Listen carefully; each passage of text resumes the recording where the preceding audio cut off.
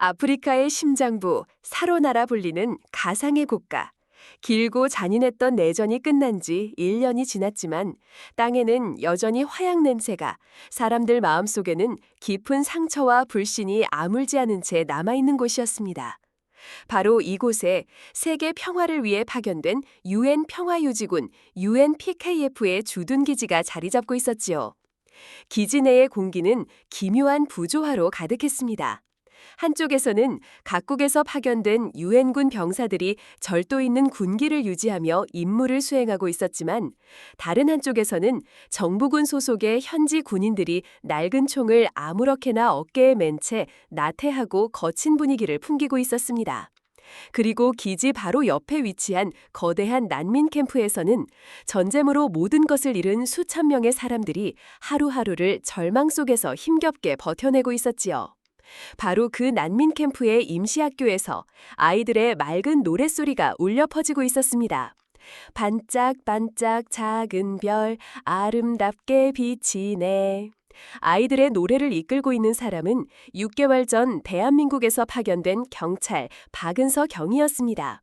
28의 그녀는 푸른 UN 베레모 아래로 검은 머리를 단정하게 묶고 아이들을 향해 세상에서 가장 따뜻한 미소를 짓고 있었지요.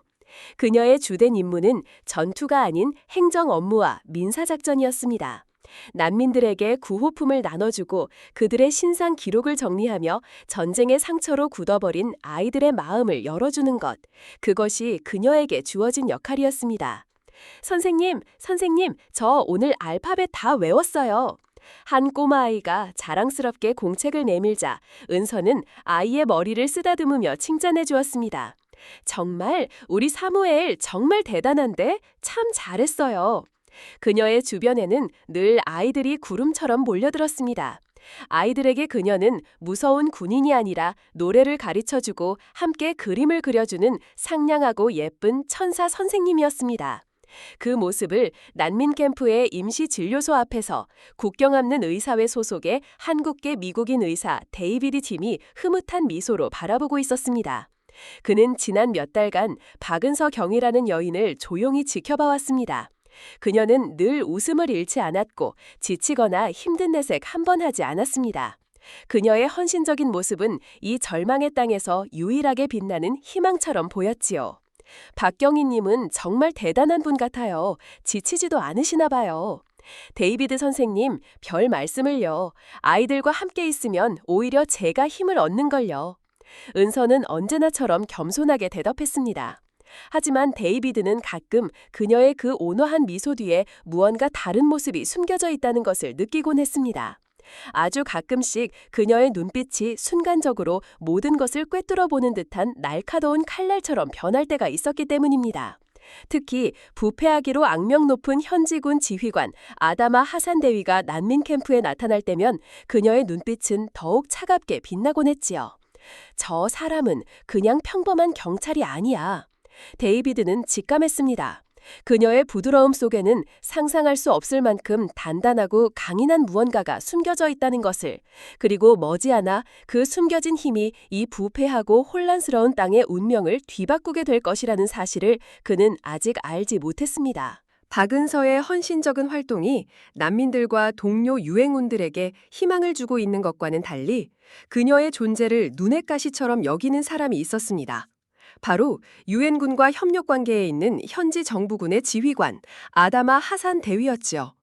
그는 부패하고 권위적이며 특히 여성이 자신과 같은 군인의 영역에 있다는 사실 자체를 참지 못하는 시대착오적인 인물이었습니다.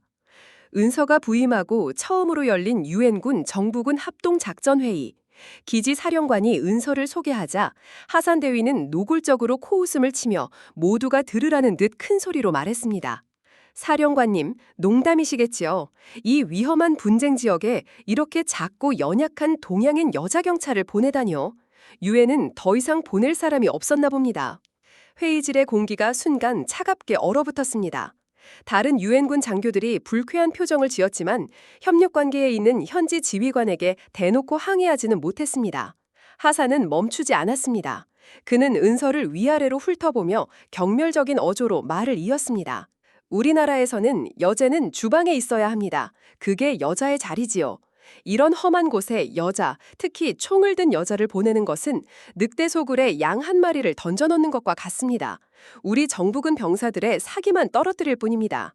그것은 은서 개인에 대한 모욕을 넘어 모든 여성 군인과 경찰에 대한, 그리고 유엔의 평화 유지 활동 자체에 대한 정면 도전이었습니다. 은서는 얼굴이 화끈거렸지만 아무런 대꾸도 하지 않았습니다. 그녀는 그저 감정 없는 눈으로 하산을 쳐다볼 뿐이었지요.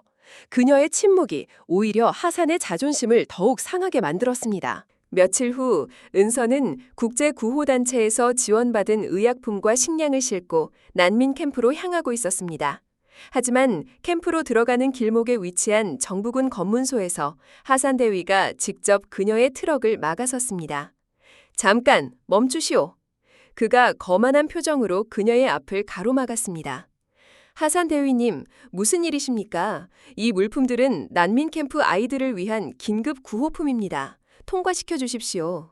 은서가 공손하지만 단호하게 말했습니다. 규정상 모든 구호품은 내가 직접 내용물을 확인해야 하오. 혹시 반군에게 흘러들어가는 무기나 금지 약품이 있을지도 모르잖소? 그것은 말도 안 되는 트집이었습니다. 유엔의 공식 구호품은 이미 모든 검사를 마친 상태였기 때문입니다. 내 병사들은 지금 다른 중요한 임무로 바쁘니 당신이 직접 저 트럭에 있는 짐을 모두 땅에 내려서 내가 확인할 수 있도록 하시오. 그는 일부러 당신이 직접이라는 말을 강조했습니다. 자결하는 아프리카의 태양 아래 그녀 혼자서 수십 개의 무거운 상자를 내리게 하여 공개적으로 망신을 주려는 속셈이었습니다. 그의 병사들이 옆에서 낄낄거리며 그 광경을 지켜보고 있었습니다. 은서는 잠시 입술을 깨물었습니다. 분노가 치밀어 올랐지만 그녀는 지금 저 상자들을 기다리고 있을 난민 캠프의 아이들을 생각했습니다. 그녀는 아무 말 없이 트럭 뒤로 올라가 땀을 뻘뻘 흘리며 무거운 의약품 상자를 하나씩 땅으로 내리기 시작했습니다. 그녀의 가녀린 몸이 휘청거릴 때마다 하산과 그의 병사들의 비웃음 소리는 더욱 커져만 갔습니다. 그들의 만행은 난민 캠프 안에서도 계속되었습니다. 하산 대위는 민심을 살핀다는 명목으로 종종 난민 캠프를 방문했습니다. 하지만 그의 진짜 목적은 따로 있었지요. 그는 난민들 사이에서 유독 눈에 띄는 젊고 아름다운 여성들을 눈여겨보았습니다. 그리고는 그들의 가족에게 접근하여 식량이나 안전을 미끼로 그들의 딸에게 도시에서 좋은 일을 할 수 있게 해주겠다고 제안했습니다. 그것은 그가 비밀리에 운영하고 있는 어두운 조직에 넘길 사람을 찾는 과정이었습니다. 그날도 하산은 자신의 부하 몇 명과 함께 캠프를 어슬렁거리며 16살 남짓되어 보이는 한 소녀에게 접근했습니다. 오, 아름다운 아가씨. 이런 험한 곳에 있기에는 너무 아깝구나. 내가 너에게 좋은 일자리를 주선해주마. 수도에 가면 편하게 지낼 수 있는 곳이 있단다. 그의 의심스러운 손길이 소녀의 어깨에 닿으려는 순간 은서가 그들 사이를 막아섰습니다. 대위님, 이 아이는 아직 미성년자입니다. 부모님의 동의 없이는 어떤 제안도 하실 수 없습니다. 은서는 소녀를 자신의 등 뒤로 숨기며 하산을 막아섰습니다. 하산의 얼굴이 분노로 일그러졌습니다. 이게 무슨 짓인가? 나는 지금 이 불쌍한 난민들에게 도움을 주려는 것뿐인데 감히 유엔 경찰 나부랭이가 내 앞을 막아서? 도움이라기보다는 약속되지 않은 개인적인 접촉으로 보입니다만 규정상 모든 구호 및 지원 활동은 유엔의 공식적인 절차를 통해서만 이루어져야 합니다. 은서가 물러서지 않고 대답했습니다. 두 사람 사이에는 팽팽한 긴장감이 흘렀습니다. 하산은 당장이라도 그녀의 멱살을 잡을 듯 험악한 표정을 지었지만 주변에 있던 다른 유엔군 병사들과 데이비드 김의 시선을 의식하고는 간신히 분노를 억눌렀습니다. 그는 은서의 귓가에 뱀처럼 차가운 목소리로 속삭였습니다. 이건 우리 사로나의 내부 문제요, 박경위. 당신 같은 외부인은 끼어들 자격이 없어. 명심해. 다시 한번 내 일에 방해가 되면 당신이 밤길에 어떤 일을 당하게 될지 아무도 장담 못할 테니 당신의 그 잘난 서류 작업이나 열심히 하라고. 그는 마지막으로 은서의 어깨를 강하게 밀치고는 부하들을 이끌고 캠프를 떠났습니다. 은서는 그가 사라지는 뒷모습을 차갑게 식어버린 눈으로 말없이 지켜볼 뿐이었습니다. 하산 대위의 노골적인 협박에도 박은서는 어떤 감정적인 대응도 하지 않았습니다. 그녀는 유엔 평화유지군 행동규칙에 따라 그날 있었던 모든 일을 육하원 측에 의거하여 꼼꼼하게 보고서로 작성하여 기지 사령관에게 정식으로 보고했습니다. 하산 대위의 월권 행위와 난민 인권 침해 소지가 있는 부적절한 행동에 대해 조치를 취해달라는 건의와 함께였지요. 하지만 그녀의 보고서는 번번이 묵살되었습니다. 기지 사령관은 현지 정부군과의 마찰을 피하고 싶어 했고 하산 대위의 비리는 문화적 차이라는 편리한 변명 뒤에 숨어버렸습니다. 동료들 역시 그녀를 위로했지만 현실의 벽 앞에서 무력하기는 마찬가지였습니다. 은서 씨, 너무 속상해하지 말아요. 저런 인간은 그냥 무시하는 게 상책이에요. 은서는 그저 씁쓸하게 웃어 보일 뿐이었습니다. 그녀는 겉으로는 거대한 부조리 앞에서 무력하게 순응하는 평범하고 이상주의적인 경찰처럼 보였습니다. 하지만 그녀의 침묵은 결코 굴복이나 체념이 아니었습니다. 그것은 거대한 뱀의 목을 단칼에 베기 위한 냉철하고 치밀한 관찰의 시간이었습니다. 그날 밤 자신의 숙소로 돌아온 은서는 조용히 문을 잠갔습니다. 그리고는 자신의 제복 가슴에 달려있던 평범해 보이는 단추 하나를 조심스럽게 떼어냈습니다. 그 단추는 사실 인터폴의 최첨단 기술로 만들어진 초소형 위성 카메라였습니다. 그녀는 카메라를 컴퓨터에 연결했습니다. 낮에 있었던 모든 일들을 하산 대위의 오만한 얼굴과 그가 소녀에게 접근하던 모습, 그리고 그녀를 협박하던 목소리까지 고화질 영상과 음성으로 생생하게 기록되어 있었습니다. 아다마 하산, 45세, 사로나 정부군 제3대대 대대장. 내전 당시 민간인 학살 혐의가 있으나 증거 불충분으로 무혐의 처리. 현재 반군과의 무기 밀매 및 난민 인신매매 조직의 핵심 인물로 추정됨. 그녀는 컴퓨터 화면에 떠있는 그의 프로필을 차가운 눈으로 내려다보았습니다. 그녀는 단순히 모욕을 참고 있었던 것이 아니었습니다. 그녀는 하산과 그의 조직원들이 난민 캠프를 드나들 때 이용하는 차량의 번호판, 그들의 접선 시간과 장소, 그리고 그들과 접촉하는 의심스러운 인물들의 얼굴까지 모든 것을 놓치지 않고 기록하고 분석하고 있었던 것입니다. 하산 대위는 꿈에도 알지 못했습니다. 자신이 주방에나 있어야 할 계집애라고 조롱했던 그 연약한 동양인이 사실은 자신의 모든 것을 감시하고 자신의 목을 옥죄어 올 완벽한 증거들을 차곡차곡 수집하고 있는 인터폴 최고의 대테러 전문가 발키리였다는 사실을, 그리고 그가 내뱉은 모든 오만한 말들과 행동들이 지금 이 순간에도 프랑스 리옹에 있는 비밀 서버로 실시간 전송되고 있다는 사실을 말입니다.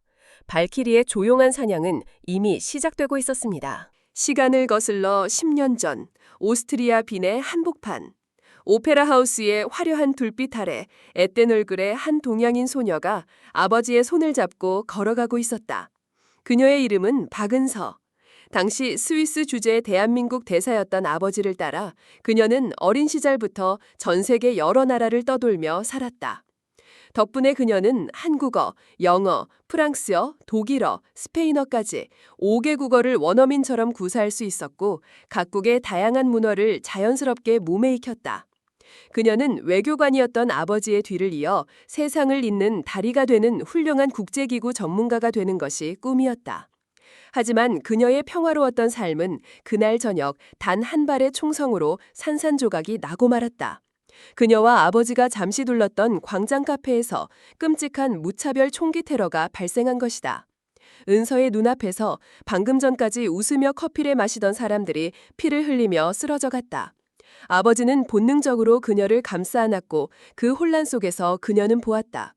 검은 복면을 쓴 테러리스트들의 냉혹한 눈빛과 그들의 총구 앞에서 공포에 떨며 쓰러져가는 무고한 사람들의 절규를. 그날의 끔찍한 기억은 그녀의 인생을 송두리째 바꿔놓았다. 그녀는 더 이상 책상에 앉아 평화를 논하는 학자가 아니라 직접 현장에서 악과 싸워 사람들을 지키는 전사가 되기로 결심했다. 대한민국으로 돌아온 그녀는 모두의 만류를 풀이치고 경찰대학에 입학했다. 그리고 졸업 후 망설임 없이 대한민국 경찰 최고의 대테러 부대인 경찰특공대에 자원했다. 그곳은 여성에게는 금단의 영역과도 같은 곳이었다. 강인한 체력과 정신력을 요구하는 훈련 속에서 수많은 남자 대원들이 다가 떨어졌다. 하지만 은서는 포기하지 않았다. 그녀는 남자들보다 2배, 3배 더 땀 흘리며 훈련에 매달렸다. 사격, 전술, 근접 격투, 폭발물 처리까지. 그녀는 모든 분야에서 남자 대원들을 압도하는 경이적인 재능을 보였다. 특히 수십 가지의 복잡한 변수를 순식간에 계산하여 최적의 작전 계획을 세우는 그녀의 전술 지휘 능력은 전설적인 수준이었다. 그런 그녀의 재능을 국제형사경찰기구, 즉 인터폴이 무칠리 앞섰다. 인터폴은 전 세계적으로 흉포화되는 테러와 국제범죄에 대응하기 위해 각국의 최정예 요원들만 모아 극비의 신속대응팀을 창설할 계획을 세우고 있었다. 그리고 그 초대 지휘관으로 대한민국 경찰특공대의 젊은 에이스 박은서를 점찍은 것이다. 그렇게 인터폴 역사상 가장 젊고 유일한 여성 지휘관이 이끄는 대테러팀 이지스가 탄생했다. 이지스는 그리스 신화 속 그 어떤 공격도 막아내는 신의 방패를 의미했다. 그 이름처럼 그들은 세상의 가장 어두운 곳에서 벌어지는 비극을 막아내는 인류의 마지막 방패였다. 그리고 그들을 이끄는 지휘관 박은서에게는 새로운 코드네임이 부여되었다. 북유럽 신화 속 전장의 영혼을 구원하는 여전사의 이름, 바로 발키리였다. 발키리가 이끄는 이지스 팀의 활약은 눈부셨다. 그들의 첫 번째 임무는 독일 뮌헨 공항에서 발생한 항공기 납치 사건이었다. 테러리스트들은 승객 200여 명을 인질로 잡고 섣불리 진압작전을 펼치기 힘든 상황이었다. 그때 발키리는 모두의 예상을 뒤엎는 대담한 작전을 세웠다. 그녀는 항공기 기내식을 운반하는 평범한 케이터링 직원으로 위장하여 비행기 안으로 잠입했다. 그리고는 테러리스트들이 방심한 틈을 타 단 혼자서 기내의 좁은 공간에서 맨손으로 테러리스트 5명을 제압하고 모든 인질을 구출해냈다. 그녀의 명성은 발칸반도의 무기밀매 조직 소탕작전에서 정점을 찍었다. 내전의 폐허 속에서 전직 군인 출신들이 결성한 잔혹한 무기밀매 조직. 그들은 현지 군벌과 결탁하여 그 누구도 건드릴 수 없는 거대한 악의 제국을 건설하고 있었다. 발키리는 그들의 심장부로 직접 뛰어들었다. 그녀는 부패한 현지 군 장교를 유혹하는 매력적인 무기상으로 위장하여 조직의 내부 정보를 빼내고 그들의 신뢰를 얻는 데 성공했다. 그리고 마침내 조직의 모든 핵심 인물들이 모이는 비밀 거래 현장을 쳤되 이지스 팀을 투입하여 조직 전체를 일망타진했다. 그녀의 작전 계획은 언제나 완벽했고 그녀의 근접 격투술은 전설적인 암살자 존 윅에 비견될 만큼 치명적이고 무자비했다. 그녀는 수많은 전장에서 죽음의 신과 춤을 추며 살아남았다.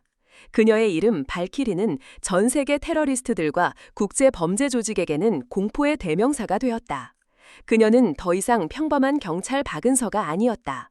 그녀는 가장 어두운 곳에서 가장 약한 자들을 지키기 위해 싸우는 살아있는 여신이었다.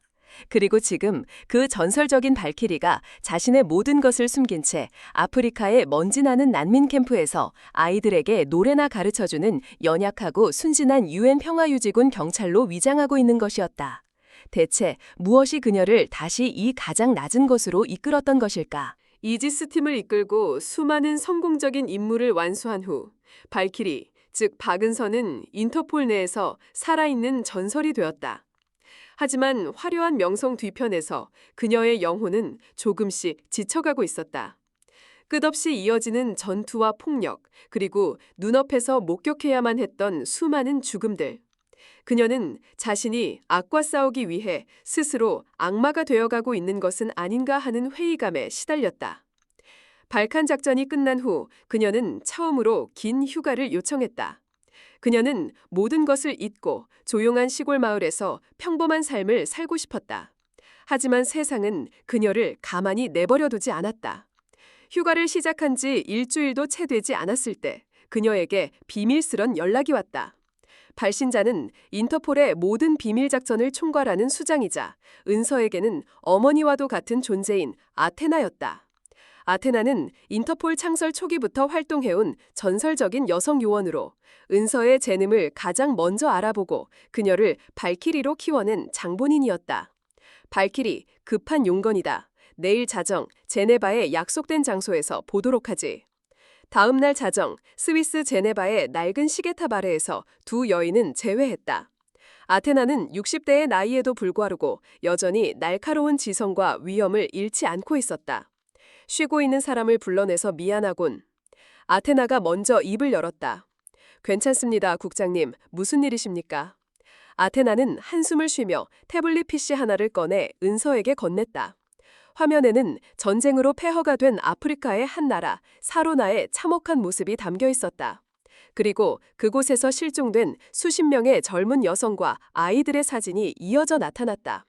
사로나, 내전이 끝난 지 1년이 지났지만 그곳은 여전히 무법천지다. 그리고 그 혼란을 틈타 거대한 인신매매 조직이 뿌리내리고 있어. 그들은 전쟁 고아와 젊은 여성들을 유괴하여 유럽과 중동의 어두운 세계로 팔아넘기고 있지. 수많은 희생자가 발생했지만 현지 정부는 무능하고 부패하여 이 문제를 해결할 의지도 능력도 없어. 은서의 표정이 굳어졌다. 그녀는 사진 속 영혼 없는 눈빛의 어린 소녀들에게서 10년 전 테러 현장에서 공포에 떨던 자신의 어린 시절 모습을 보았다. 문제는 이 조직의 배후에 현지 정부군의 일부 부패한 장교들이 있다는 것이다. 특히 아다마 하산이라는 대위가 그 핵심 인물로 추정되고 있어. 그는 유엔 평화유지군과 협력한다는 명분 아래 자신의 권력을 이용하여 범죄를 비호하고 있지. 우리가 공식적으로 개입하기에는 너무나도 민감한 문제야. 섣불리 움직였다가는 국제적인 외교 문제로 비화될 수 있어. 아테나는 은서의 눈을 똑바로 바라보며 말했다. 그래서 자네가 필요하다, 발키리. 이번 임무는 전면전이 아니야. 이것은 그림자 속에서 이루어져야 하는 조용하고 치밀한 사냥이다. 그녀는 은서에게 상상을 초월하는 위험하고도 대담한 임무를 제안했다. 발키리의 갑옷을 잠시 벗어주게. 아테나의 목소리는 낮고 진지했다. 세상에서 가장 약하고 가장 눈에 띄지 않는 양이 되어주게. 저 위험한 늑대 소굴의 가장 깊숙한 곳으로 들어가 수풀 속에 숨어있는 거대한 독사를 굴 밖으로 유인해내는 미끼가 되어달라는 말이야. 자네는 평범한 유엔 평화유지군 항찰이 되어 사로나로 가게 될 것이다. 그것은 인터폴 최고의 여전사에게 가장 약한 존재가 되라는 명령이었다. 그것은 자살 행위나 다름없는 끔찍하고 굴욕적인 임무였다. 은서는 잠시 아무 말 없이 제네바 호수의 검은 물결을 바라보았다. 그녀의 마음속에서 수많은 생각들이 교차했다. 이대로 모든 것을 거절하고 평범한 삶으로 돌아갈 수도 있었다. 아무도 그녀를 비난하지 않을 것이다. 그녀는 이미 충분히 많은 것을 세상에 바쳤으니까. 하지만 그녀의 뇌리 속에서 사진 속 아이들의 공허한 눈빛이 떠나지 않았다. 만약 자신이 여기서 외면한다면 저 아이들은 영원히 지옥 속에서 살아가야만 할 것이다. 그녀는 어린 시절 테러의 공포 속에서 자신을 지켜주었던 이름 모를 경찰관의 얼굴을 떠올렸다. 그가 아니었다면 지금의 자신은 없었을 것이다. 이제 자신이 그 빚을 갚을 차례였다. 수락하겠습니다. 은서가 마침내 입을 열었다. 제가 그 독사를 잡겠습니다. 그녀는 전쟁과 폭력의 환멸을 느끼고 있었지만 전쟁과 폭력이 만들어낸 가장 약한 희생자들을 외면할 수는 없었다. 그녀는 이지스 팀의 지휘관이라는 화려한 자리를 잠시 내려놓기로 결심했다. 그리고 아무도 주목하지 않는 가장 낮은 곳에서 세상에서 가장 어두운 악과 싸우기 위해 기꺼이 스스로를 미끼로 던지기로 한 것이다. 아테나는 그런 그녀를 자랑스러움과 안쓰러움이 뒤섞인 눈으로 바라보았다. 알겠다. 이번 임무를 위해 자네의 모든 공식적인 인터폴 기록은 삭제될 것이다. 세상은 발키리가 긴 휴가를 떠난 것으로 알게 되겠지. 자네의 안전을 위해 최소한의 지원팀만이 그림자 속에서 자네를 도울 것이다. 명심하게, 자네는 결코 혼자가 아니야. 그렇게 전설적인 여전사 발키리는 세상의 기억 속에서 잠시 사라졌다. 그리고 며칠 후 대한민국 인천공항에서 박은서라는 이름의 평범한 여경이 유엔 평화유지군의 푸른 베레모를 쓰고 머남은 아프리카 사로나로 향하는 비행기에 몸을 싣고 있었다. 그녀의 가장 위험하고도 위대한 마지막 임무가 그렇게 시작되고 있었다. 은서가 사로나에 잠입한 지 6개월이 지났을 무렵 칠흑 같은 어둠이 내린 어느 날 밤이었다. 유엔 기지와 난민 캠프는 고단한 하루를 마감하고 깊은 잠에 빠져 있었다. 사막의 밤 공기는 차가웠고 멀리서 들려오는 하이에나의 울음소리만이 유일한 소음이었다. 바로 그때 평화로운 정적을 깨는 날카로운 총성이 밤하늘을 갈랐다. 타타탕! 동시에 난민 캠프 외곽에서 거대한 화염이 솟아올랐다. 내전 당시 정부에 반대했던 반군 세력의 잔당들이 야음을 틈타 캠프를 기습 공격한 것이다. 그들의 목표는 구호품 약탈과 자신들의 세력을 과시하기 위한 무차별적인 파괴였다. 캠프는 순식간에 아수라장이 되었다. 검은 복면을 쓴 반군들은 소총을 난사하며 캠프 안으로 쏟아져 들어왔고 낡은 천막들에 불을 지르기 시작했다. 잠에서 깨어난 난민들은 비명을 지르며 사방으로 흩어졌고 아이들의 울음소리가 지옥 같은 현장을 가득 메웠다. 적의 기습이다. 전원 전투 중미. 유엔 기지에도 비상 사이렌이 울렸다.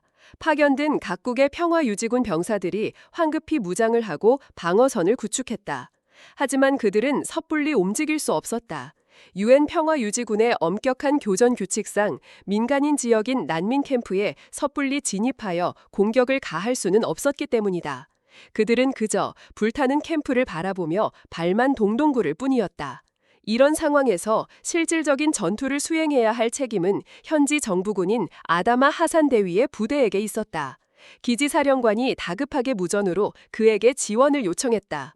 하산 대위, 지금 즉시 부대를 출동시켜 난민들을 보호하고 반군을 격퇴하라. 하지만 무전기 너머로 들려온 하산의 목소리는 떨리고 있었다. 사령관님, 지금 밖은 너무 위험합니다. 적의 규모도 파악되지 않은 상태에서 섣불리 나갔다가는 우리 병사들만 희생될 뿐입니다. 날이 밝을 때까지 기지 안에서 방어만 하는 것이 최선입니다. 그것은 명백한 명령 불복종이자 비겁한 변명이었습니다. 그는 자신의 안위와 부하들의 목숨을 지킨다는 핑계로 눈앞에서 죽어가는 수많은 난민들을 외면하고 있었던 것입니다. 한편 반군들은 캠프 중앙에 위치한 국경 없는 의사회 진료소를 점령했다. 그들은 그곳에 있던 데이비드 김을 비롯한 외국인 의료진들과 구호요원들을 인질로 잡았다. 모두 무기를 버리고 항복하라. 그러지 않으면 여기 있는 양키들을 다 죽여버리겠다. 반군의 지휘관이 확성기를 통해 외쳤다. 상황은 최악으로 치닫고 있었다. 유엔군은 교전 규칙에 묶여 움직이지 못했고 현지 정부군은 지휘관의 비겁함 때문에 벙커 안에 숨어버렸다. 무고한 인질들의 목숨이 경각에 달려 있었다. 그 모든 혼란의 중심에서 박은선은 더 이상 침묵할 수 없었다. 그녀의 숙소 창문 너머로 불타는 캠프와 공포에 떠는 아이들의 모습이 보였다. 그녀의 눈에 10년 전 빈 광장에서 목격했던 끔찍한 테러의 기억이 되살아났다. 안 돼. 다시는 내 눈앞에서 무고한 사람들이 죽게 내버려 둘 수 없어. 그녀의 눈빛이 변했다. 지난 6개월간 그녀를 감싸고 있던 온화하고 부드러운 천사의 가면이 벗겨져 내렸다. 그리고 그 자리에는 지옥의 전장에서 악을 심판하는 여전사, 발키리의 차갑고 비정한 분노가 모습을 드러내고 있었다. 그녀는 결심했다. 이제 유엔 경찰 박은서로서가 아니라 인터폴의 발키리로서 이 지옥을 끝내기로. 그녀는 조용히 자신의 숙소 한쪽 구석에 숨겨져 있던 묵직한 검은색 하드 케이스를 향해 손을 뻗었다. 신뢰감 있고 젊은 여성 내레이션 목소리. 박은서는 더 이상 망설이지 않았다. 그녀는 자신의 숙소 안으로 들어가 문을 굳게 걸어 잠갔다. 그리고는 낡은 침대 밑에 숨겨두었던 평범한 여행 가방처럼 보이는 검은색 하드 케이스를 꺼내들었다. 그녀가 비밀번호를 누르고 가방을 열자 그 안에서 상상할 수 없는 내용물들이 모습을 드러냈다. 가방 안에는 칠흑 같은 어둠을 닮은 검은색 특수 전투복이 마치 잠자는 맹수처럼 웅크리고 있었다. 그것은 인터폴의 최첨단 기술로 제작된 이지스 팀의 공식 전투복이었다. 방탄 기능은 물론 스텔스 기능과 통신 기능까지 갖춘 현존하는 가장 완벽한 전투 장비였다. 은서는 망설임 없이 평화의 상징이었던 푸른 유엔 경찰 제복을 벗어던졌다. 지난 6개월간 그녀의 진짜 모습을 감춰주었던 위장의 껍데기였다. 그리고는 익숙한 손놀림으로 검은색 전투복을 차례로 입기 시작했다. 그녀의 몸에 전투복이 감기는 순간 그녀의 부드러웠던 인상은 온데간데 없이 사라지고 그 자리에는 수많은 전장을 겪어온 전사의 날카로운 실루엣만이 남게 되었다. 그녀는 가방 안에서 소음기가 장착된 권총과 최첨단 전술단검, 그리고 야간 투시경과 위성통신 장비까지 자신의 몸처럼 익숙한 무기들을 차례로 몸에 장착했다. 모든 준비를 마친 그녀가 거울 앞에 섰을 때 거울 속에는 더 이상 상냥한 경찰 박은서는 없었다. 그곳에는 지옥의 전장에서 악을 심판하기 위해 강림한 전장의 여신 발키리가 서 있을 뿐이었다. 발키리는 손목에 찬 위성 통신 장치의 버튼을 눌렀다. 지직 하는 작은 소음과 함께 수만 킬로미터 떨어진 프랑스 리옹의 인터폴 본부 아테나 국장의 비밀 집무실과 통신이 연결되었다. 아테나, 들리는가? 여기는 발키리다. 그녀의 목소리는 얼음처럼 차가웠다. 수화기 너머로 아테나의 침착한 목소리가 들려왔다. 상황은 보고받았다, 발키리. 자네 판단은? 더 이상 지켜볼 수 없습니다. 지금 개입하지 않으면 모든 인질이 희생될 겁니다. 알겠다. 자네의 판단을 믿지. 아테나, 지금 이 시간부로 프로토콜 템페스트를 발동한다. 템페스트, 즉 폭풍 후 프로토콜은 이지스 팀의 현장 지휘관인 발키리에게 인터폴의 모든 규정과 절차를 무시하고 독자적인 판단에 따라 작전을 수행할 수 있는 절대적인 권한을 부여하는 최후의 비상명령이었다. UN 평화유지군 사령부를 포함한 현장의 모든 지휘권을 나에게 이양해 줄 것을 요청한다. 그것은 요청이었지만 사실상 명령이나 다름없었다. 수화기 너머의 아테나는 잠시 침묵했다. 그것은 발키리의 목숨뿐만 아니라 인터폴 조직 전체의 운명을 건 위험한 도박이었다.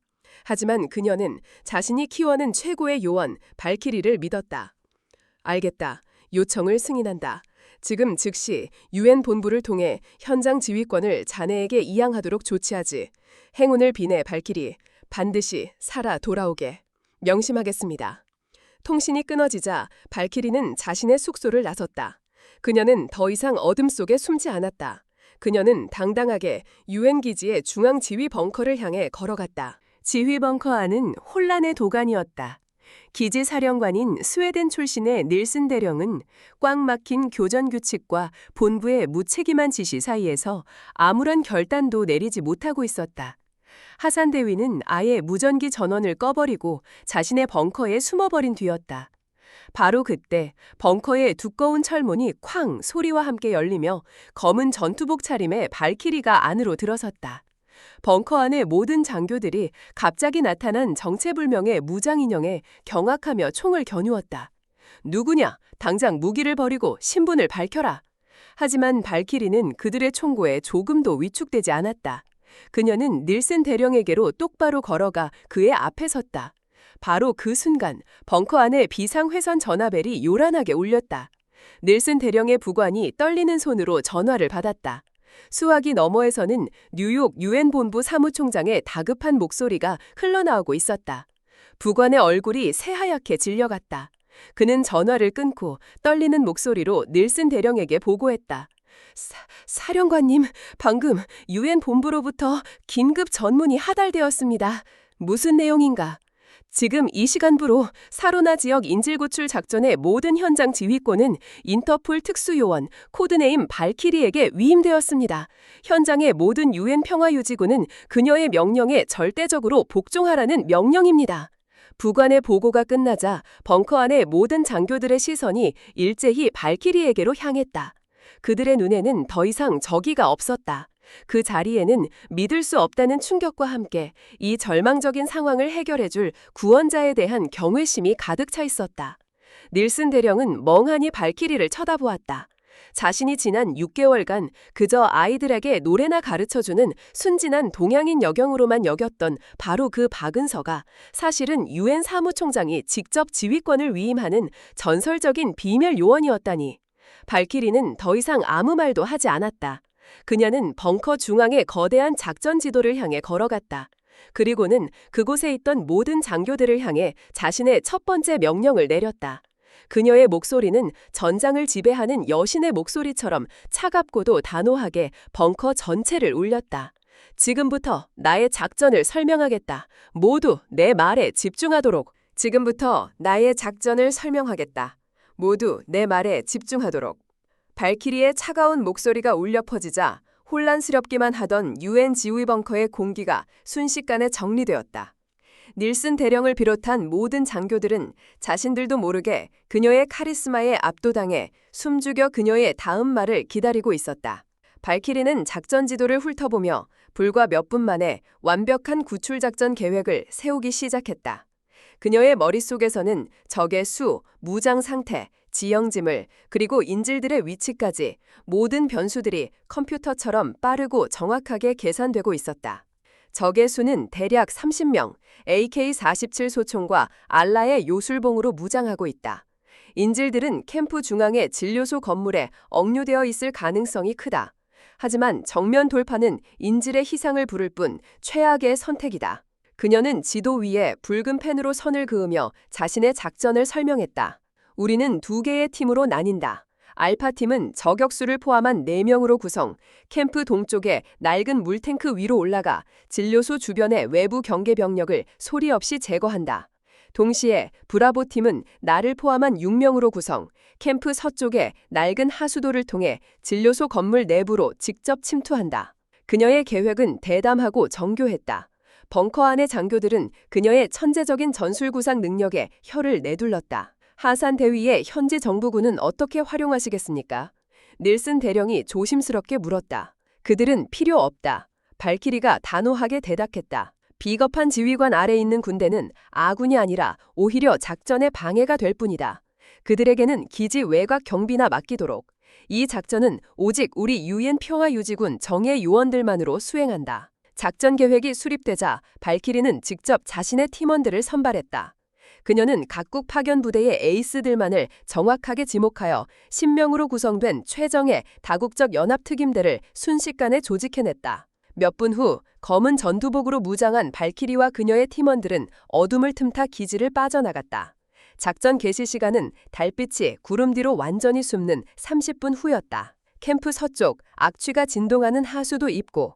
발키리와 브라보팀은 소리 없이 하수도 안으로 진입했다. 쥐와 벌레가 들끓는 어두운 통로를 지나 그들은 마침내 진료소 건물 바로 아래 지점에 도달했다. 알파팀 위치 확보했나? 발키리가 손목 통신기로 속삭였다. 확보 완료. 외부 경계병력 6명 모두 시야에 들어왔다. 당신의 신호만 기다린다. 알파팀 저격수의 목소리가 들려왔다. 좋다. 셋을 세면 동시에 제거한다. 하나, 둘, 셋. 픽, 픽. 하는 소음기 달린 저격소총의 낮은 파열음이 밤의 정적을 희미하게 갈랐다. 진료소 주변에 어슬렁거리던 반군 경계병 6명이 비명소리 한 번 지르지 못하고 소리 없이 쓰러져 나갔다. 외부 경계 제거 완료. 이제 우리 차례다. 발키리와 브라보 팀은 진료소 1층의 창문을 통해 유령처럼 건물 내부로 잠입했다.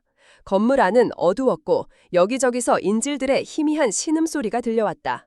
발키리는 수신호로 팀원들에게 위치를 지시하고 자신은 단검 한 자루만을 든 채 그림자처럼 복도를 따라 움직이기 시작했다. 복도 모퉁이를 돌자 인질들이 갇혀있는 중앙진료실을 지키고 있는 보초 2명이 보였다. 발키리는 팀원들에게 기다리라는 신호를 보내고 혼자서 소리 없이 그들에게 접근했다. 그녀는 천장의 파이프를 붙잡고 마치 한 마리의 검은 표범처럼 그들의 머리 위로 이동했다. 그리고 보초들이 잠시 방심한 틈을 타 그들의 등 뒤로 뛰어내려 순식간에 2명의 목을 꺾어버렸다. 진료실 문을 열자 20명이 넘는 인질들이 겁에 질린 채 서로를 부둥켜 안고 떨고 있었다. 데이비드 김 역시 그들 중에 있었다. 발키리는 자신의 얼굴을 가리고 있던 복면을 살짝 내려 데이비드에게만 자신의 정체를 드러냈다. 은서 씨, 데이비드의 눈이 충격으로 커졌다. 쉿, 지금부터 제 지시에 따라 조용히 움직여 주십시오. 모두를 안전하게 구출해드리겠습니다. 그녀의 목소리는 난민 캠프의 천사 선생님이 아니라 전장을 지배하는 지휘관의 목소리였다. 인질들을 안전하게 구출하여 브라보 팀에게 후송을 맡긴 발키리는 이제 마지막 목표를 향해 움직였다. 바로 이 모든 만행을 지휘한 반군의 두목이었다. 그는 2층의 진료소장에서 남은 부하들과 함께 마지막 저항을 준비하고 있었다. 발키리는 계단을 오르지 않았다. 그녀는 건물 외벽에 낡은 파이프를 붙잡고 맨손으로 2층 창문까지 기어 올라갔다. 그리고는 창문을 깨고 안으로 진입하는 대신 작은 폭약을 설치하여 반대편 벽을 폭파시켰다. 쾅! 하는 굉음과 함께 반군들의 시선이 모두 그쪽으로 쏠린 순간 그녀는 창문을 깨고 안으로 뛰어들었다. 그녀는 양손에 든 권총으로 혼란에 빠진 반군들을 차례로 쓰러뜨렸다. 그녀의 움직임은 마치 죽음의 무도를 추는 발레리나처럼 잔혹하고도 아름다웠다. 마지막으로 남은 것은 반군의 두목이었다. 그는 겁에 질려 데이비드 김을 인질로 잡고 그녀를 향해 총구를 겨누었다. 움직이지 마! 움직이면 이 양키 의사놈의 머리를 날려버리겠다. 하지만 발키리의 눈은 조금도 흔들리지 않았다. 그녀는 천천히 자신의 권총을 바닥에 내려놓았다. 좋다. 의사를 풀어줘. 그럼 너를 살려주지. 그녀의 말에 반군 두목이 잠시 방심하는 순간 그녀의 손에 숨겨져 있던 작은 단검이 번개처럼 날아갔다. 단검은 정확하게 그의 손목에 박혔고 아! 하는 비명과 함께 그는 총을 놓치고 말았다. 발키리는 그 틈을 놓치지 않고 그에게 달려들어 화려한 관절 기술로 그를 완전히 제압했다. 모든 상황이 단 10분 만에 종료되었다. 발키리는 단 한 명의 인질 피해도 단 한 명의 아군 피해도 없이 완벽하게 임무를 완수해낸 것이다. 그녀는 무너진 반군 두목을 내려다보며 얼음처럼 차가운 목소리로 말했다. 지옥에 온 걸 환영한다. 지옥처럼 길었던 밤이 지나고 사로나의 지평선 너머로 희미한 여명이 밝아오기 시작했다. 난민 캠프를 뒤덮었던 총성과 화염은 거짓말처럼 멎어 있었다. 밤새 계속된 인질 구출 작전은 발키리의 완벽한 지휘 아래 단 한 명의 인질 피해도 없이 성공적으로 끝이 났다. 반군 세력은 완전히 소탕되었고 그들의 두목은 생포되어 유엔기지 임시 감옥에 수감되었다. 동이 트자 난민들은 불타버린 자신들의 터전으로 조심스럽게 돌아오기 시작했다. 그들의 얼굴에는 여전히 공포와 슬픔이 남아있었지만 동시에 자신들을 구해준 정체 모를 영웅들에 대한 경외감과 감사함이 서려 있었다. 발키리, 즉 박은서는 검은 전투복 차림으로 구출된 인질들이 모여있는 임시 진료소 앞에 서 있었다. 밤새 치열한 전투를 치렀지만 그녀의 자세는 조금의 흐트러짐도 없었다. 그녀는 구조된 인질들의 상태를 하나하나 확인하고 부상자들을 위한 추가 지원을 지시하고 있었다. 그녀의 모습은 더 이상 상냥한 봉사자가 아니었다. 그녀는 전장을 완벽하게 지배한 냉철하고 카리스마 넘치는 지휘관이었다. 특히 구출된 인질들 중 한 명인 데이비드 김은 그런 그녀의 모습을 경외와 혼란이 뒤섞인 눈으로 바라보고 있었다. 그는 지난밤 자신의 눈앞에서 펼쳐진 모든 광경을 도저히 믿을 수가 없었다.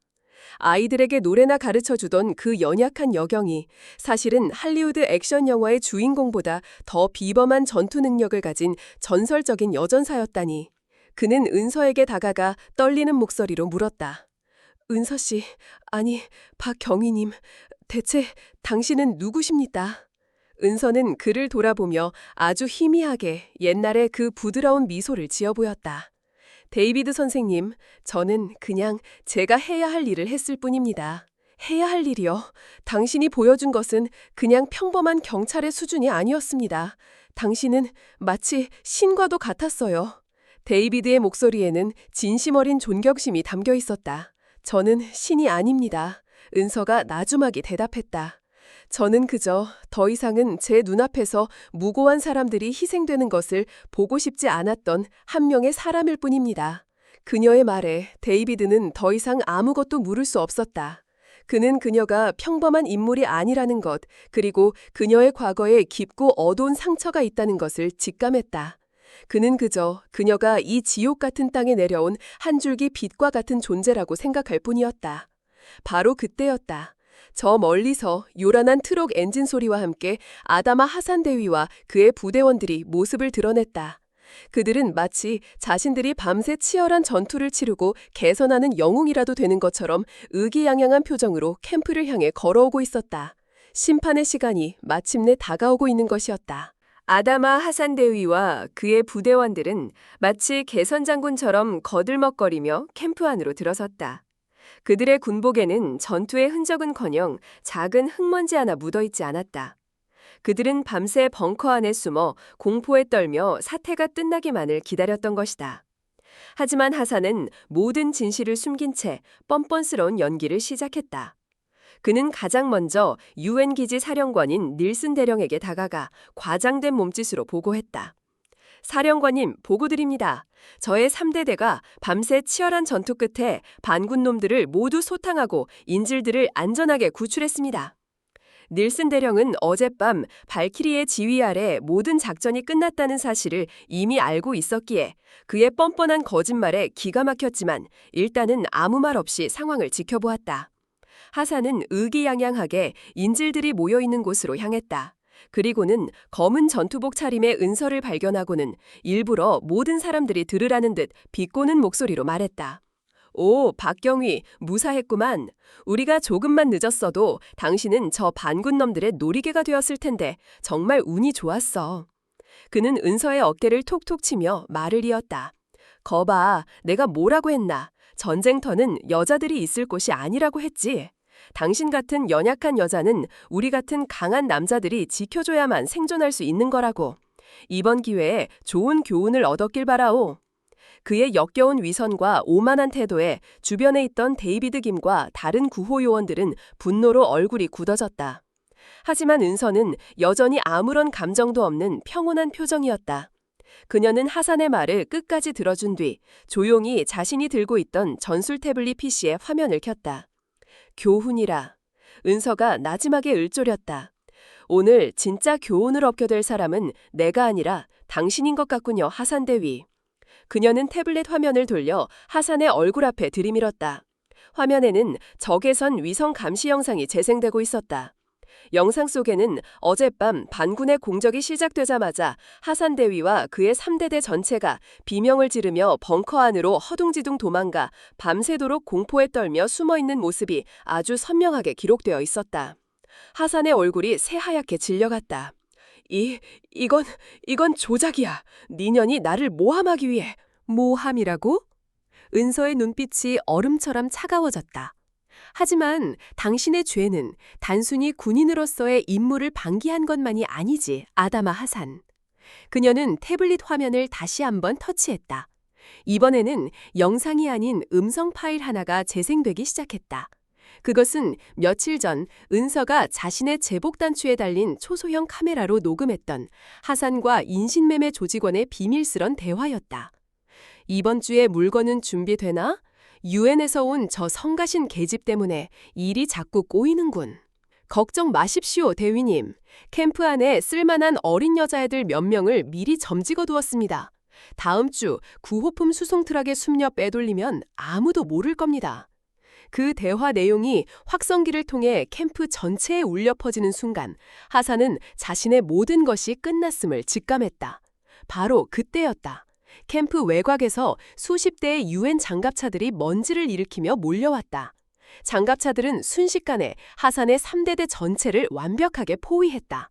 장갑차에서 내린 것은 평범한 평화유지군이 아니었다. 그들은 인터폴의 지휘를 받는 최정예 대테러 특수부대원들이었다. 그들의 지휘관인 프랑스 출신의 장교가 은서에게 다가와 절도 있는 거수 경례를 붙였다. 보고드립니다. 발키리 사령관님. 아테나 국장님의 명령에 따라 용의자 아다마 하산 및 그 하수인들의 체포작전을 지원하기 위해 도착했습니다. 발키리? 사령관님? 그 호칭에 하산의 눈이 경악으로 물들었다. 그는 그제야 지난 6개월간 자신이 연약한 동양인 계집애라고 조롱하고 멸시했던 그 여인의 진정한 정체를 깨닫게 된 것이다. 그녀는 양이 아니었다. 그녀는 자신의 목을 물어뜯기 위해 가장 약한 모습으로 위장하고 접근했던 세상에서 가장 무서운 암호랑이었다. 발키리, 사령관님. 인터폴 특수부대 지휘관의 입에서 나온 그 호칭은 아다마 하산에게는 사형 선고나 다름없었다. 그의 머릿속이 하얗게 비어버렸다. 발키리. 내전 지역의 모든 부패한 군벌과 범죄 조직들이 이름만 들어도 벌벌 떤다는 인터폴의 전설적인 그림자 사령관. 그 잔혹하고 무자비한 여전사가 바로 지난 6개월간 자신이 주방에나 가라고 조롱했던 바로 저 연약한 동양인 여경이었다니. 그의 뇌리 속으로 과거 자신이 은서에게 저질렀던 모든 만행들이 주마등처럼 스쳐 지나갔다. 회의실에서 그녀를 공개적으로 모욕했던 순간. 검문소에서 그녀에게 무거운 짐을 나르게 하며 비웃었던 순간, 그리고 그녀의 귓가에 밤길 조심하라고 속삭이며 협박했던 순간까지. 그는 자신이 얼마나 어리석고 얼마나 거대한 위험을 자초했는지를 깨달았다. 그는 양의 탈을 쓴 호랑이의 꼬리를 스스로 밟아버린 것이었다. 아니야. 이건 함정이야. 하산의 입에서 의미 없는 부정의 말이 터져나왔다. 그의 이성은 눈앞의 현실을 받아들이기를 거부하고 있었다. 그는 마지막 발악으로 허리춤에 차고 있던 권총을 뽑아들었다. 모두 물러서 한 발짝이라도 더 다가오면 이 계집애의 머리를 날려버리겠다. 그는 가장 가까이에 서 있던 은서를 향해 총구를 겨누었다. 하지만 그의 손은 공포로 인해 사시나무처럼 떨리고 있었다. 하지만 은서, 즉 발키리의 눈은 조금도 흔들리지 않았다. 그녀의 눈에는 눈앞의 총구가 마치 아이들의 장난감처럼 보일 뿐이었다. 그녀는 하산을 연민이 가득한 눈으로 바라보며 나지막이 말했다. 이미 끝났다 하산, 항복해라. 그것이 네가 살 수 있는 유일한 길이다. 닥쳐. 니년 때문에 내 모든 것이 끝장났어. 너만 없었으면. 하산이 울부짖으며 방아쇠를 당기려 했다. 바로 그 순간 발키리의 몸이 인간의 눈으로는 따라갈 수 없는 속도로 움직였다. 그녀는 하산이 방아쇠의 손가락을 채 걸기도 전에 이미 그의 품 안으로 파고들어 있었다. 그녀의 손이 뱀처럼 움직여 그의 총을 쥔 손목을 꺾었다. 우두둑하는 뼈 부러지는 소리와 함께 하산의 입에서 짐승 같은 비명이 터져나왔다. 그녀는 멈추지 않았다. 그녀는 그대로 그의 팔꿈치 관절을 부수고 다른 한 손으로는 그의 목덜미를 잡아채어 바닥에 내리꽂았다. 거구의 하산은 아무런 저항도 하지 못하고 쿵 소리와 함께 먼지나는 바닥 위로 꼬꾸라졌다. 발키리, 사령관님. 인터폴 특수부대 지휘관의 입에서 나온 그 호칭은 아다마 하산에게는 사형 선고나 다름없었다. 그의 머릿속이 하얗게 비어버렸다. 발키리. 내전 지역의 모든 부패한 군벌과 범죄 조직들이 이름만 들어도 벌벌 떤다는 인터폴의 전설적인 그림자 사령관. 그 잔혹하고 무자비한 여전사가 바로 지난 6개월간 자신이 주방이나 가라고 조롱했던 바로 저 연약한 동양인 여경이었다니. 그의 뇌리 속으로 과거 자신이 은서에게 저질렀던 모든 만행들이 주마등처럼 스쳐 지나갔다. 회의실에서 그녀를 공개적으로 모욕했던 순간, 검문소에서 그녀에게 무거운 짐을 나르게 하며 비웃었던 순간, 그리고 그녀의 귓가에 밤길 조심하라고 속삭이며 협박했던 순간까지. 그는 자신이 얼마나 어리석고 얼마나 거대한 위험을 자초했는지를 깨달았다. 그는 양의 탈을 쓴 호랑이의 꼬리를 스스로 밟아버린 것이었다. 아니야. 이건 함정이야. 하산의 입에서 의미 없는 부정의 말이 터져나왔다. 그의 이성은 눈앞의 현실을 받아들이기를 거부하고 있었다. 그는 마지막 발악으로 허리춤에 차고 있던 권총을 뽑아들었다. 모두 물러서 한 발짝이라도 더 다가오면 이 계집애의 머리를 날려버리겠다. 그는 가장 가까이에 서 있던 은서를 향해 총구를 겨누었다. 하지만 그의 손은 공포로 인해 사시나무처럼 떨리고 있었다. 하지만 은서, 즉 발키리의 눈은 조금도 흔들리지 않았다. 그녀의 눈에는 눈앞의 총구가 마치 아이들의 장난감처럼 보일 뿐이었다. 그녀는 하산을 연민이 가득한 눈으로 바라보며 나지막에 말했다.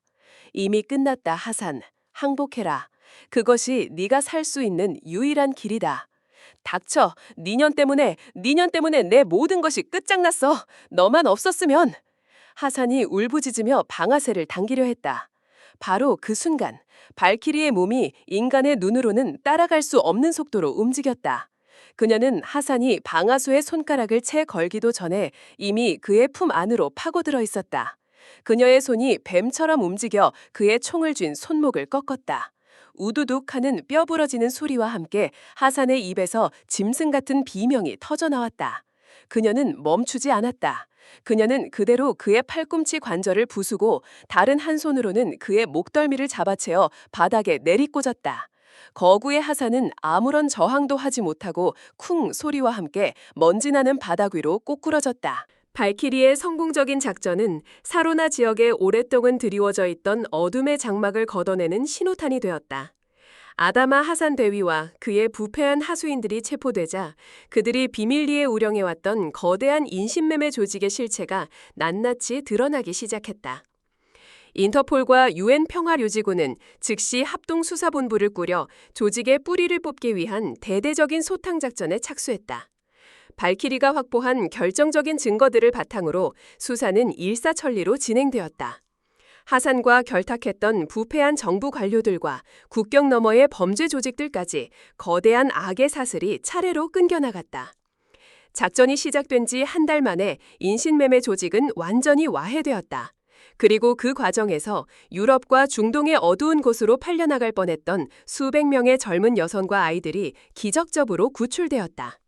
눈물과 공포로 얼룩졌던 난민 캠프에는 오랜만에 가족을 되찾은 사람들의 기쁨의 함성이 울려 퍼졌다.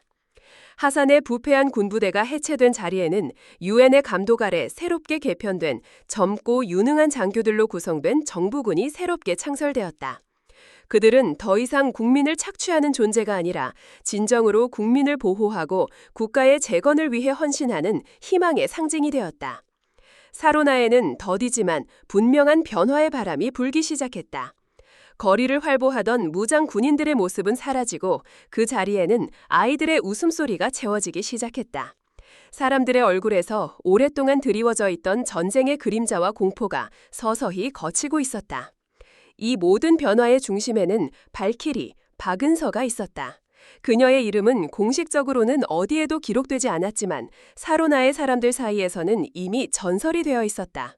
그들은 어느 날 밤 유성처럼 나타나 악을 심판하고 자신들에게 희망을 안겨준 동양에서 온 푸른 눈의 여전사에 대한 이야기를 입에서 입으로 전하며 그녀를 기억했다. 그녀는 이 절망의 땅에 내려온 진정한 발키리였던 것이다. 사로나에서의 모든 임무가 끝나고 박은서가 마침내 이곳을 떠나기로 한 날 아침이었다. 그녀는 다시 칠흑 같은 전투복 대신 평화의 상징인 푸른 유엔 베레모와 경찰 제복을 입고 있었다. 그녀는 떠나기 전 마지막 인사를 나누기 위해 난민 캠프의 임시 진료소를 찾아갔다. 그곳에는 여전히 묵묵히 환자들을 돌보고 있는 데이비드 김이 있었다. 데이비드는 은서를 보자 따뜻한 미소를 지으며 그녀를 맞았다. 떠나시는군요, 박형유님. 아니, 이제는 뭐라고 불러야 할지 모르겠습니다. 발키리 사령관님이라고 불러야 할까요? 그의 목소리에는 짓궂은 농담과 함께 깊은 존경심이 담겨 있었다. 은서는 옅은 미소를 지으며 대답했다. 그냥 은서 씨라고 불러주세요. 그 이름이 지금의 저와 가장 가까운 이름이니까요. 두 사람은 진료소 앞 낡은 벤치에 나란히 앉았다. 한동안 아무 말 없이 평화로워진 캠프의 풍경을 바라보았다. 아이들이 마당에서 공을 차며 뛰놀고 있었고 아낙네들은 함께 모여 음식을 만들며 웃음꽃을 피우고 있었다. 며칠 전까지만 해도 상상할 수 없었던 풍경이었다. 먼저 침묵을 깬 것은 데이비드였다. 솔직히 말해서 아직도 믿기지 않습니다. 당신이 그 전설적인 발키리였다니. 지난 6개월간 당신은 대체 어떤 마음으로 그 모든 것을 견뎌내신 겁니까? 은서는 잠시 먼 곳을 응시했다. 그녀의 눈빛에 깊은 상념이 어렸다. 견뎌낸 것이 아닙니다. 그녀가 조용히 입을 열었다. 저는 그저 지켜보고 있었을 뿐입니다. 이곳 사람들의 아픔을, 그리고 그 아픔을 만들어내는 악의 얼굴을요. 그녀는 데이비드에게 자신의 과거에 대해 그리고 자신이 왜 이곳에 오게 되었는지에 대해 담담하게 털어놓았다. 10년 전 그녀의 인생을 송두리째 바꿔놓았던 끔찍한 테러의 기억, 악과 싸우기 위해 스스로 전사가 되기로 맹세했던 젊은 시절의 다짐, 그리고 전쟁과 폭력이 만들어낸 가장 약한 희생자들을 더 이상 외면할 수 없어서 기꺼이 스스로를 미끼로 던졌던 이번 임무에 대해서까지.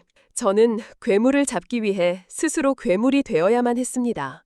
수많은 전장에서 제 손에 피를 묻혔고 때로는 제 안의 인간성이 마비되는 것을 느끼기도 했습니다. 그래서 이곳에 오고 싶었을지도 모릅니다. 평범한 경찰 박은서로서 아이들을 가르치고 사람들을 도우면서 제가 잃어버렸던 제 안의 인간성을 다시 되찾고 싶었을지도요. 그녀의 목소리에는 그 누구에게도 털어놓지 못했던 깊은 고독과 회의감이 묻어 있었다. 데이비드는 아무 말 없이 그녀의 이야기를 들어주었다. 그는 의사로서 수많은 죽음과 고통을 마주해온 사람이었기에 그녀의 아픔을 누구보다 깊이 이해할 수 있었다. 당신은 괴물이 아닙니다, 은서 씨. 신뢰감 있고 젊은 여성 내레이션 목소리로 데이비드가 조심스럽게 잡으며 말했다. 당신은 지옥 속에서 피어난 꽃과도 같은 사람입니다. 당신이 있었기에 이곳의 수많은 사람들이 절망 속에서 희망을 찾을 수 있었습니다. 당신은 제 인생에서 본 가장 강하고 아름다운 사람입니다. 그의 진심 어린 위로에 은서의 눈시울이 붉어졌다. 그녀는 처음으로 자신의 진짜 모습을 이해해주고 자신의 아픔을 보듬어주는 사람을 만난 것이다. 두 사람 사이에는 전우애와 존경심, 그리고 그 이상의 따뜻한 감정이 조용히 싹트고 있었다.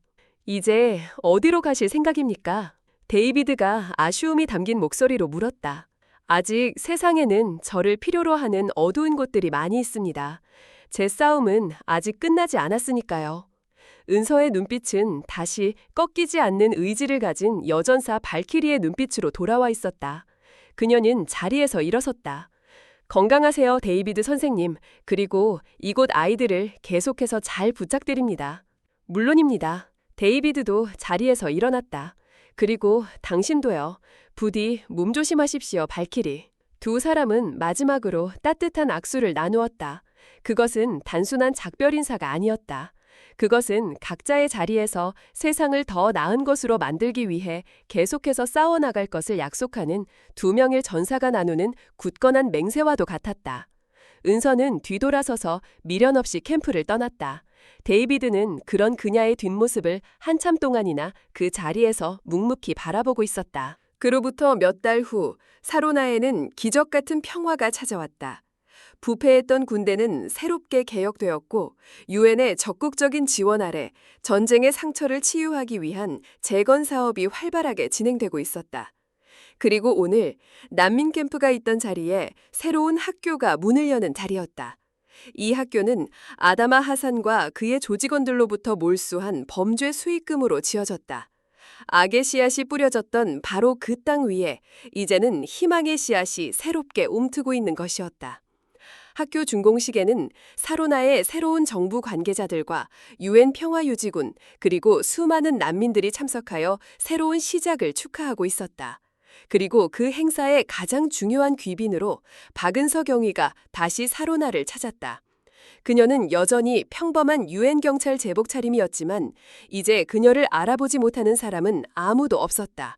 그녀가 나타나자 사람들은 뜨거운 박수와 환호로 자신들의 영웅을 맞이했다.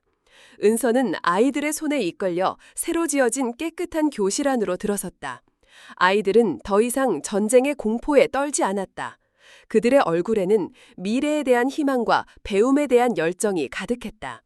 은서는 그 맑은 눈망울들을 바라보며 조용히 미소 지었다. 자신이 그토록 지키고 싶었던 것이 바로 이 아이들의 웃음소리였다는 것을 그녀는 다시 한번 깨달았다. 그때 누군가 그녀의 곁으로 다가왔다. 하얀 의사가운을 입은 데이비드 김이었다. 돌아오셨군요, 경위님. 모두가 당신을 그리워했습니다. 저도 이곳이 그리웠습니다, 선생님. 두 사람은 나란히 서서 제잘거리며 뛰노는 아이들의 모습을 바라보았다. 당신이 이곳에 정의를 가져왔습니다, 발키리. 데이비드가 나지막히 말했다. 은서는 고개를 저었다. 아닙니다, 선생님. 그녀는 데이비드를 돌아보며 따뜻한 미소를 지었다. 정의는 저 혼자 가져온 것이 아닙니다. 불의에 침묵하지 않았던 당신의 용기, 공포를 이겨내고 서로를 보듬어 안았던 이곳 사람들의 선한 마음, 그 모든 것이 모여 비로소 희망을 만들어낸 것입니다. 우리는 함께 희망을 가져온 것입니다. 그녀의 말에 데이비드는 더 이상 아무 말도 하지 못하고 그저 그녀를 바라볼 뿐이었다. 그의 눈에는 한 인간에 대한 깊은 존경과 사랑이 담겨 있었다. 햇살이 새로 지어진 학교의 운동장을 따스하게 비추고 있었다. 은서는 깨달았다. 진정한 힘은 상대를 파괴하는 무기에서 나오는 것이 아니라는 것을.